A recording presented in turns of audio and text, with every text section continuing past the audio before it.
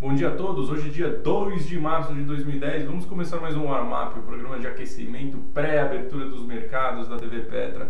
Bom, começamos falando de um dia muito positivo para as bolsas mundiais, especialmente para os Estados Unidos. O Dow Jones ontem subiu forte, subiu 0,76% e o S&P 500 subiu 1,02%.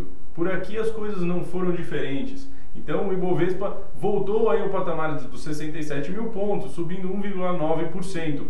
Bom, as notícias de ontem relativas à Grécia foram que trouxeram aí alguma calma aos mercados, né? Então o pacote de ajuda da União Europeia deve mesmo favorecer aí os problemas gregos e trouxe aí uma certa paz de espírito para os investidores. Ontem também foi divulgada a aquisição de uma subsidiária da IG. Essa empresa da IG operava na Ásia e foi adquirida pela Prudential por 35 bilhões de dólares. Ou seja, mostra aí que o mercado corporativo também anda buscando novos crescimentos em novos mercados. Ontem, em termos econômicos, nos Estados Unidos, foi divulgado o ISM manufatureiro para o mês de fevereiro, que veio um pouquinho abaixo do esperado pelos agentes econômicos. Então, o indicador esperado era de 57,9 pontos e veio em 56,5 pontos. Não foi suficiente para desmotivar os compradores. Também ontem foi divulgado os gastos com construção, estes sim vieram em linha com o esperado pelos agentes econômicos. Bom, para o dia de hoje, nos Estados Unidos não temos indicadores relevantes, somente as vendas de veículos que devem sair após o fechamento do pregão. Então, essas vendas são importantes, pois devem mostrar aí um pouco da confiança do consumidor em termos de compras de bens duráveis. Por aqui no Brasil, no entanto, tivemos aí já pela manhã as vendas de veículos e os dados da indústria mostram um setor extremamente aquecido. Então, as vendas em fevereiro apontaram uma alta de 3,6% em relação a janeiro. E quando a gente compara com fevereiro do ano passado, essas vendas cresceram 10,8%.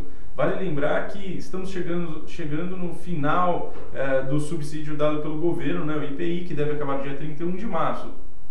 No entanto, a indústria entende que esse crescimento é natural e se deve muito mais à questão do crédito do que à questão do subsídio dado pelo governo em relação ao IPI.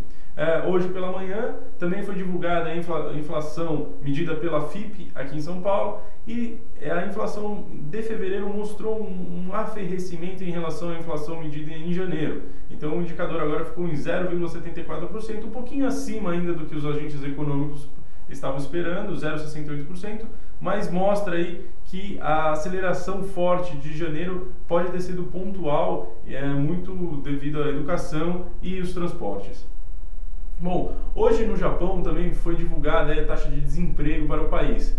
A taxa de desemprego japonesa veio menor do que esperavam os agentes econômicos, consequentemente as bolsas asiáticas subiram.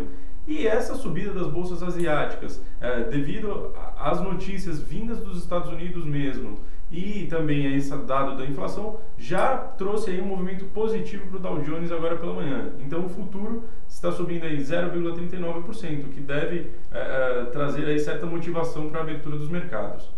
Em termos corporativos, ontem foram divulgados os dados referentes ao quarto trimestre de 2009 da CPFL. A empresa reportou um lucro de 425 milhões de reais, cerca de 25% superior ao mesmo período de 2008. Ou seja, foi um resultado extremamente positivo para a empresa. Isso já estava sendo um pouco alarmado aí pelas expectativas. Tanto é que a CPFL se valorizou bastante nesse último período. A empresa apresentou um crescimento de 12,8% na receita líquida. Vale lembrar também a volta aí da indústria motivou bastante esse crescimento da CPFL. Consequentemente, a empresa divulgou um dividendo extraordinário de R$ 1,36 por ação e ela deve pagar isso nesse mês. A ação deve ficar ex no dia 8 de março. Outra notícia corporativa foram os resultados da IOSP. A IOSP também divulgou um bom resultado no quarto trimestre de 2009, com um grande destaque na recuperação das receitas.